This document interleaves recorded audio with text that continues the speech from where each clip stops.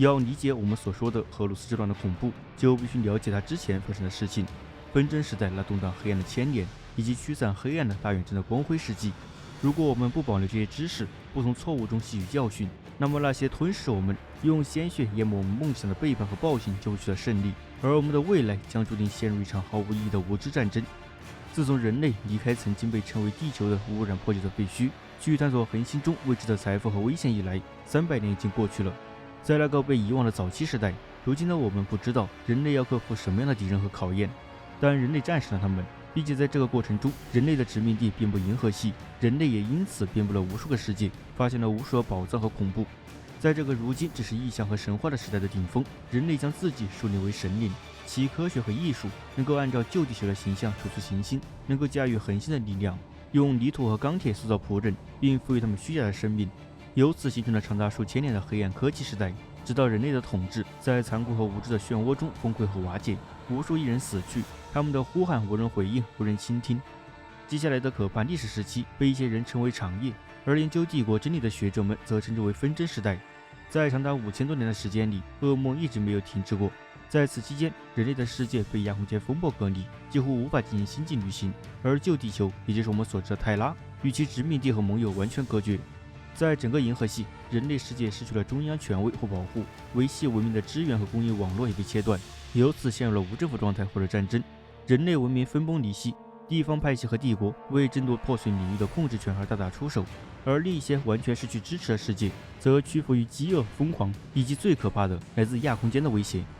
当时的人们几乎不了解亚空间生物的存在，以及他们对人类心灵造成的危害。在灵能者高度集中的世界上，异界的实体能够跨越非物质宇宙和现实宇宙之间的屏障，我们无法知道和猜测有多少世界被他们的入侵蹂躏或吞没。随着人类文明的分裂，数以百计的异形种族和未知敌人也抓住了机会，对人类过去的征服进行报复，或者掠夺弱小的世界并奴役其人民。数百个人类居住的星系遭到洗劫和蹂躏，居民遭到屠杀、残害和绑架。而那些在异形袭击中幸存下来的人，很快又回到了野蛮状态，在痛苦的生存斗争中抛弃了文明和知识。人类处于彻底毁灭和无尽黑夜的边缘，地狱般的饥荒、瘟疫、异形袭击以及亚空间入侵的危险。幸存下来的人类世界只不过是一个可怜的影子，死亡人数远远超过了活着的人。对于少数有时间思考这些问题的人来说，似乎已经没有希望了。末日已近，人类的未来只能是缓慢而痛苦地走向毁灭，没有任何可以想象的力量能够拯救它，将它从地狱般的束缚中解救出来。但他们都错了。在纷争时代，地球也陷入了野蛮和恐怖之中。早在被遗弃和污染之前，几代人的战争就已经把地球变成了一片荒原。他们在往日废墟中建立坚实的要塞，而治下的居民则是一群野蛮堕落的游牧民。疯狂的先知一体强化军阀、变种人首领和宗教煽动者统治着旧地球的野蛮部落。世界被无休止的冲突撕裂，暴君的更迭无法平息战争，袖珍帝国兴起又衰落，部落形成、毁灭和重组，褪去的辉煌和被遗忘的胜利变得渺小且残暴，数十亿人在遗忘中死去。而诸如不可名言之王和七绝等耳熟能详的名字，则留下了令后世恐惧的传说，无政府状态和血腥屠杀主宰了一切。而在这看似无休无止的暴力和不幸的循环中，出现了一位领袖，一位比之前任何一位都更加强大的军阀，他就是帝皇。他的力量在于他的理性和远见，以及他对科学的掌握，这与他作为战士的技能一样无与伦比。尽管很少有人会怀疑他的真正力量和能力。帝皇征服了旧地球的大部分地区，那些拒绝加入他的人都被消灭了。但他的征服不仅仅是出于血腥和野心，而是一种更崇高的使命。在帝皇统治的地方，恐惧和盲目信仰的伪神被推倒，取而代之的是秩序和理性。在帝皇的统治下，人类将把智力、精神和肉体都恢复到曾经的高度，黑暗的枷锁将被抛开。正是在统一战争期间，旧地球上残存的暴君乌尔什军阀卡拉甘、印度尼西亚联合主教堂和环太平洋帝国暴君纳森杜姆等人最终被帝皇打倒。先是在帝皇改良的雷霆战士帮助下，后来又在新生的新战士军团帮助下，战争有增无减，直到最后，旧地球上的所有科技野蛮派系和支离破碎的城邦都宣誓效忠帝皇。泰拉终于实现了几千年来的首次统一。然而，这还不足以确保军事上的胜利，人类的进步和复兴还需要更多力量。因此，早在泰拉统一之前，帝皇和他召集起来的有识之士就开始了基因实验。这样做的目的，首先是为了稳定人口，重塑人类在病毒和辐射风暴肆虐地球之间的面貌。这些武器已经蹂躏了几代人。其次，从雷霆战士开始的基因强化战士改造，不断发展出更新更强大的造物，最终导致了后来被称为新战士军团的诞生。随之而来的是文明和政府的重生，帝皇建立了一个全球民政管理机构来统治和重建泰拉，并收集从几个世纪的尘埃中保存下来的科技与知识。因为泰拉的统一只是一个开始，意识到没有人能够独自治理国家，帝皇组建了战争委员会，由手下最有能力的将军和一些高级行政官员组成，其中最有才华的是马卡多，也被称为掌印者。马卡多不是一名战士，而是一位具有牧师性格的学者。除了帝皇本人之外，所有人都不知道他的身世。有些人声称他与帝皇有血缘关系。马卡多被任命管理帝皇的宫殿和宫廷，并作为他的左膀右臂管理新政府的泰拉。泰拉曾经是一个充满无休止战争的地方，现在则是一个无休止规划、建设和生产的地方。就在对旧地球的征服完成之际，发生了一件强大且无法预见的宇宙事件。一股强大的冲击波撕裂了亚空间，驱散的使银河系陷入混乱，并肆虐了5000多年的亚空间风暴。这似乎是上天的旨意，也助长了那些认为帝皇本身就是神的信念。无论帝皇如何谴责这种说法，不过如今通往银河系的道路已经打开，帝皇的军队终于能从太阳系开始拿回属于人类的一切，大远征就此开始了。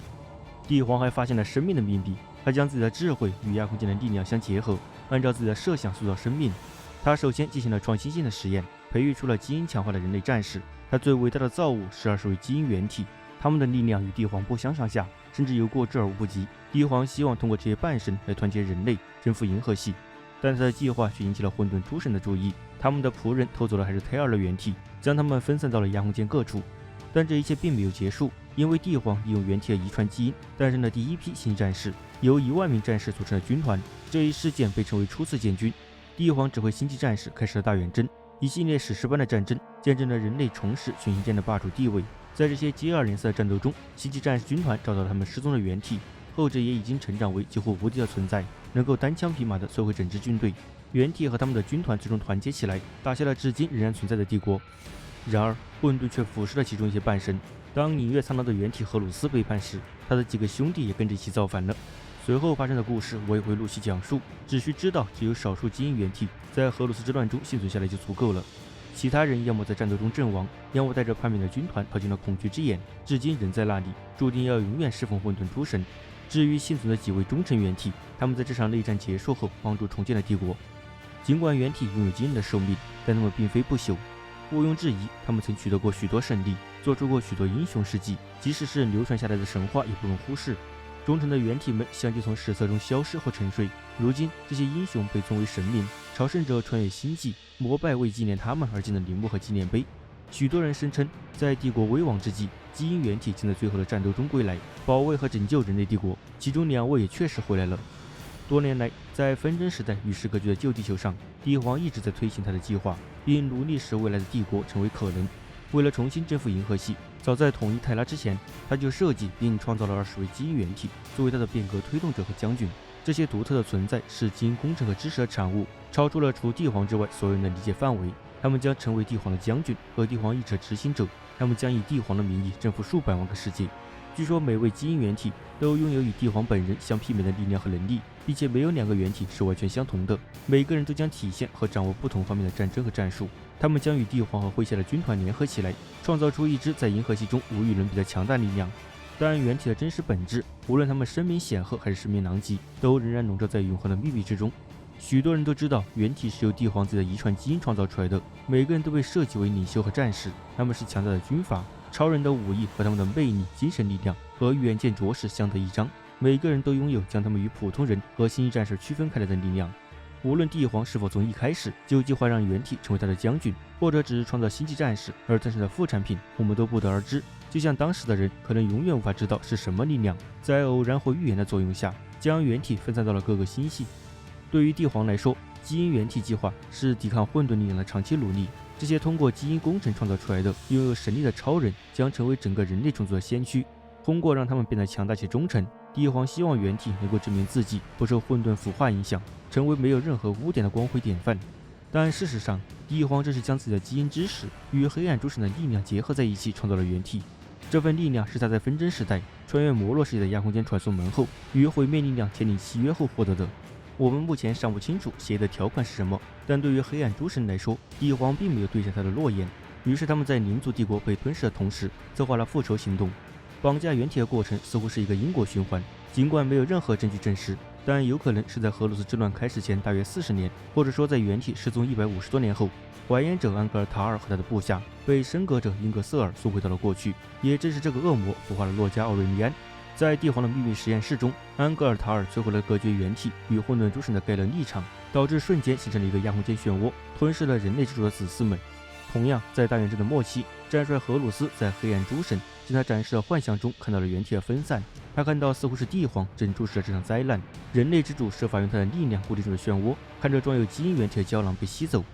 多年来，每一位原体都是在帝皇的保护之外长大的，因为每一位都远远超过了周围人的力量和能力。有些人成为了强大的战士和领导者，开始主宰所居住的世界；另一些人则因为天性或环境的原因，变成了传说中的怪物。好在大远征期间，帝皇找回了每一位原体，除了2位原体的秘密被隐藏起来了之外，每一位原体最终都会指挥一支新战士军团，同时继续听从帝皇的指挥。基因原体是帝皇加速人类进化的希望。帝皇是一个永生者，也就是说，除了不可思议的强大灵能之外，还拥有一个特殊的特征——不朽。在所有的永生者中，帝皇是最强大的。千百年来，帝皇的身边聚集了许多永生者，特别是掌印者马卡多和一位名叫尔达的女人，他们负责指导人类，尤其是监督人类的进化。但是帝皇不耐烦，也不愿意等待人类经过数百万年的进化才能达到与他同等的水平。于是帝皇决定开始实施后来的原体计划，已经在暗中为人类的进步努力了2万3万年。在他看来，这已经足够了。自然诞生的永生者不足以满足帝皇的需要，他的傲慢和不耐烦也最终导致大多数永生者离开了他，所以帝皇决定创造属于自己的永生者——基因原体。不过，原体并不是生物学意义上的永生者，他们是人造产物，是从人类之主的鲜血、力量和活力中诞生的不朽的生命体。为了进一步加速自己的计划，原体被设计成能够活得足够长，能够将帝皇的计划进行到底，而不是像人类那样很快死去。他们从出生的那一刻起就被灌输要遵循帝皇的话语，而不会像自然的永生者那样有自己的观点。原体的存在是为了完成帝皇的梦想，通过他们的基因、他们的新战士军团。帝皇在原体的孕育过程中，还是得到了追随他的永生者的帮助，特别是尔达，他是一位才华横溢的遗传学家。随着原体项目的开始，尔达作为遗传学家的知识极大地帮助了帝皇。他使用尔达自身稀有的基因组来作为原体诞生的一半载体。实验进行得很顺利，尔达的基因与帝皇的基因结合，成功诞生了原体的基础。这使得尔达在生物学上成为了原体的母亲，就像帝皇是他们的父亲一样。但当帝皇为大远征做准备时，尔达却被排斥在了计划之外，因为当时他对帝皇为原体计划的痛苦未来感到绝望，认为他的孩子们会成为帝皇手中的武器，就像雷霆战士一样。于是他试图从帝皇手中拯救他们。当原体还是婴儿的时候，尔达就制造了一个亚空间裂缝，将原体分散到了整个银河系，然后离开皇宫躲藏了很多年。然而，根据艾瑞巴斯的说法，尔达实际上是在不知不觉中被混沌之神暗中操纵，以完成他们的计划。毕竟，要不是尔达创造了亚空间裂缝，还原者就算关闭了该的立场，也无法逃过帝皇的眼睛。虽然帝皇对他的背叛感到愤怒，但从未试图报复尔达，即使他知道对方就在那里。数千年来，火星一直被奇怪且神秘的技术神父统治着，他们被称为机械教或机械崇拜者，并形成了一个由封建领主组成的官僚议会。在纷争时代前的几个世纪，这个宗教在火星上占据了主导地位。通过对机器的崇拜，火星在信奉万机之神或欧姆弥赛亚的基础上，发展出了先进的文化和强大的文明。对于火星的神职人员来说，科学和技术充满了神圣和宗教信仰，不仅仅需要理性和经验，还要有充满狂热的仪式和典礼。机械教的神圣职责是维护、洗礼和重新获得古老的技术奥秘。这一信条是在黑暗科技时代一个曾以科技强国的星球上形成的，因为那里只剩被辐射侵蚀的不毛之地，科技是唯一的生存希望。当亚空间风暴爆发，可怕的纷争时代开始时，火星也遭受了与人类世界相同的命运。这颗红色星球与它的殖民地分离，驻扎在那里的导航员再也无法沿着安全的路线穿越亚空间，而火星本身也发现自己迷失在了太阳系的中央，陷入了崩溃、无政府主义和嗜血的内战。火星所遭受的苦难就像旧地球一样，而且在某些方面还远不止如此。由于没有足够的食物或水来维持人口的生存，饥荒和战争很快接踵而至。再加上忽视了辐射防护罩和倒塌的大型工业工厂，最终摧毁了几千年来建立起来的脆弱人工生态系统。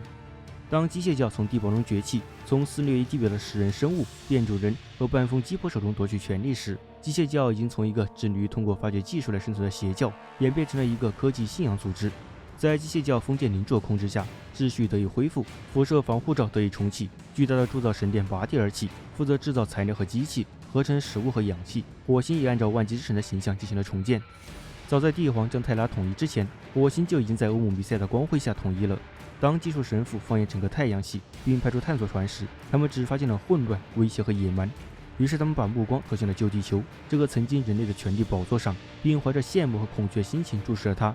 他们知道这个世界蕴藏着许多秘密，旧地球上一些好战的野蛮人也能对其加以利用。也许终有一天，他们的军队就会到达火星。这也是技术神父为何成为技术野蛮部落和各路军阀死敌的原因。几个世纪以来，技术神父尽其所能搜刮和掠夺科技，但他们也对银河系的命运感到担忧。为此，他们定期派遣大型船只进入亚空间，希望能找到线索并殖民和恢复任何可以收回的人类殖民地。这就是第一批火星探索舰队。几个世纪以来，数百支这样的探索队在亚空间的骚动中，盲目地向黑暗的虚空进发。他们中的一些人建立了新的殖民地，成为了后来的铸造世界，并在大远征的过程中重新回到了火星的怀抱。但也有许多人就此迷失了方向。当帝皇统一泰拉时，火星的领主们用羡慕的目光审视着事态的发展。他们中的一些人将帝皇视为自己的一员，对他们来说，帝皇是一个重视机器和技术进步的科学家，而其他人则只看到了一个值得畏惧的新势力。随着有关帝皇成就的消息传到火星，一些技术神父开始将帝皇与火星古老预言中的欧姆弥赛亚联系到了一起，并且发现了许多惊人的一致性。于是，关于如何面对帝皇的议程，在火星上引起了巨大的争执。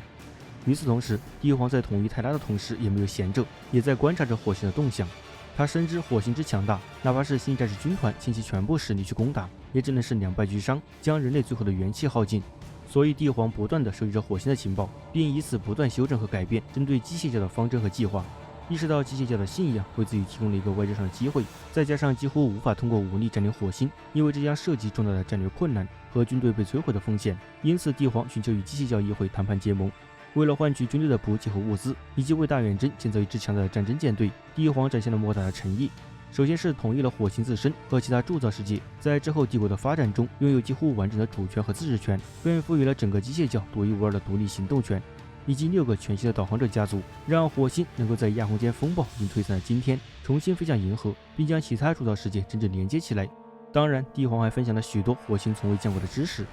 在这样的利益面前，火星同意结盟，虽然不可避免地发生了一些内部的小摩擦，但机械教派出泰拉的大使，代表火星议会发言的铸造将军，还是被恭敬地授予了大远征战争委员会的席位。而火星的技术神父们凭借他们的才能增强了帝皇的军队，建造了战舰能够将庞大的军团运往银河系的各个角落，还提供了被称为泰坦的强大战争引擎。同时，帝皇意识到机械教一旦叛乱，就会对帝国构成严重威胁，因此制定了应急计划来应对这一潜在威胁。其中一项便是伊卡洛斯协议。帝皇将该计划全权委托给了暗黑天使的原体莱恩·埃尔庄森。雄狮被授权保有一定数量的纷争时代遗物，这是一种与机械教造物完全不同的致命科技。在帝皇的授意下，莱恩可以先斩后奏，消灭机械教中被认为与帝国为敌的危险分子。在帝国历史上，伊卡洛斯协议已经实施了8次，最引人注目的是在萨拉马斯远征期间的3重星系战役。随着火星现在成为了帝国的一部分，大远征终于可以正式开始了，太阳系也就成为了帝皇和星际战士军团的第一个目标。异形入侵者被逐出土星和木星，将其居民从残酷的外星霸主手中解救出来。海王星深处曾经的类人生物被无情的消灭。最后，帝国战争舰队在彻底消灭塞德拉的虚假世界后，离开了太阳系。现在可以开始下一阶段了。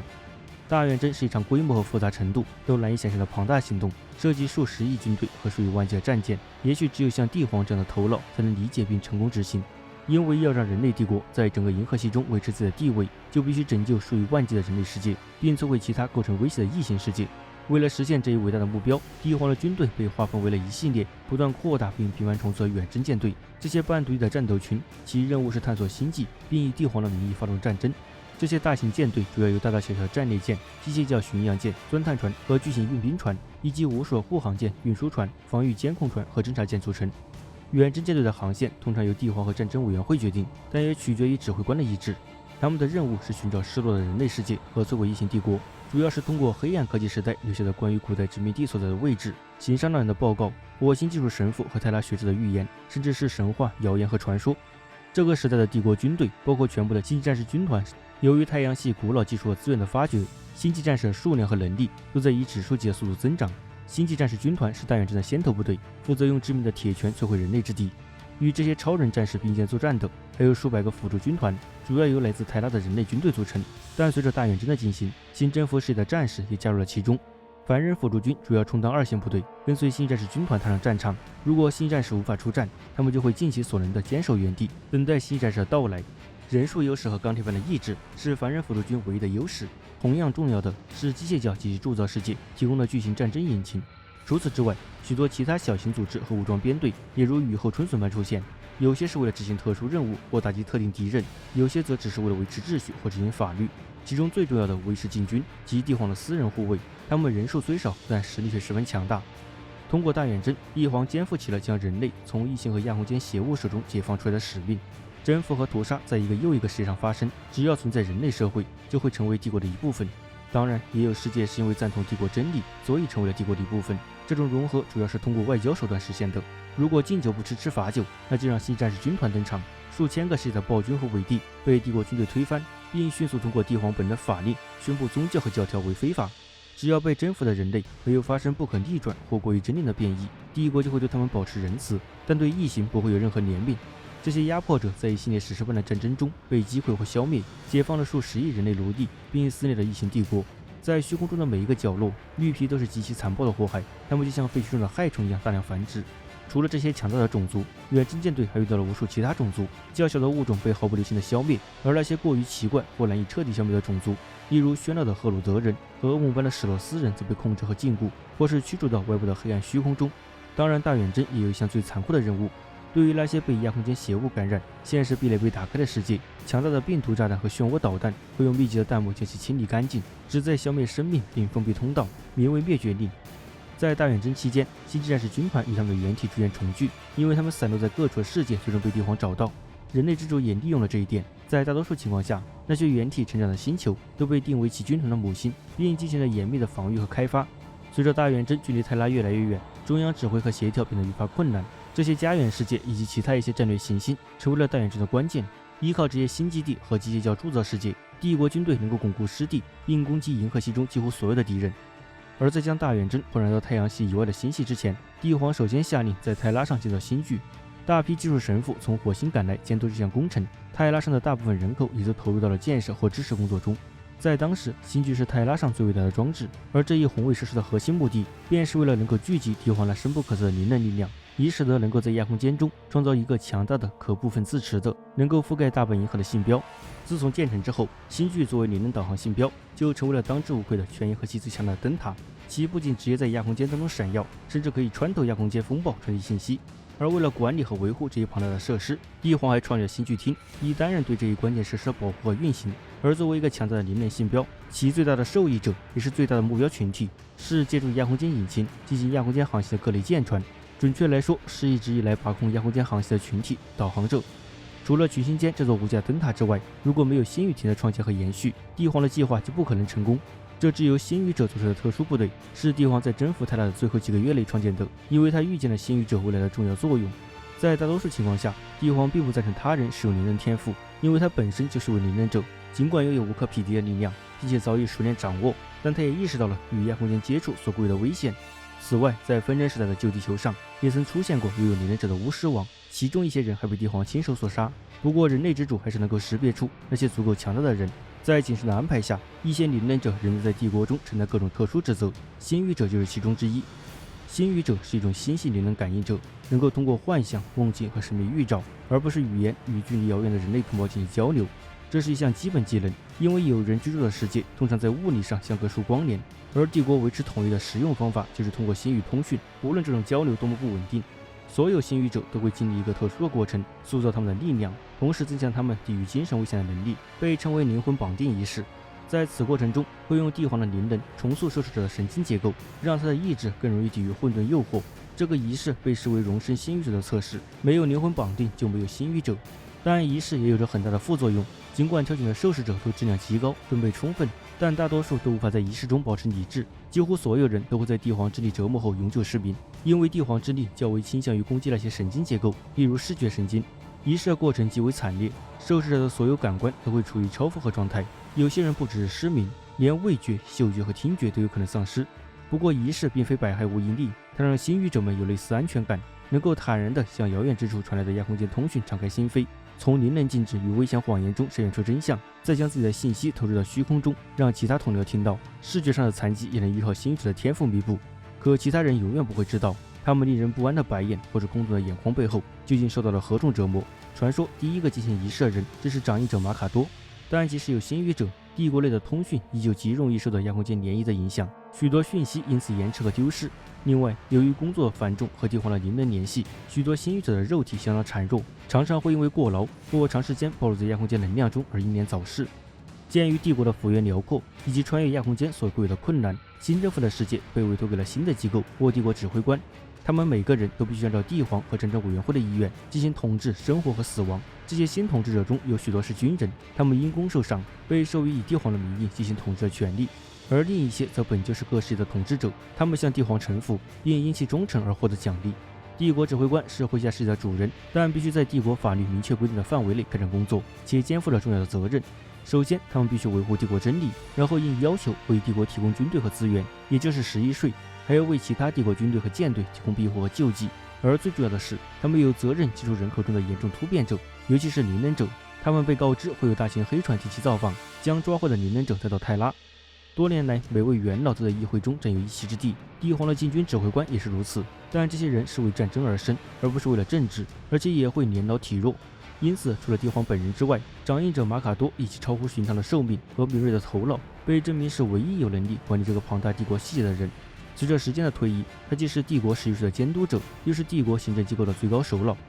好在如今所有的元体都与他们的军团重聚，数以百万计的人类世界被收回，异形被放逐到了银河系的边缘，或者被关在没有人类殖民地的地区。现在人类帝国的力量已经达到了顶峰，似乎再也没有任何事物，没有任何人能够威胁到帝皇伟大计划的实现。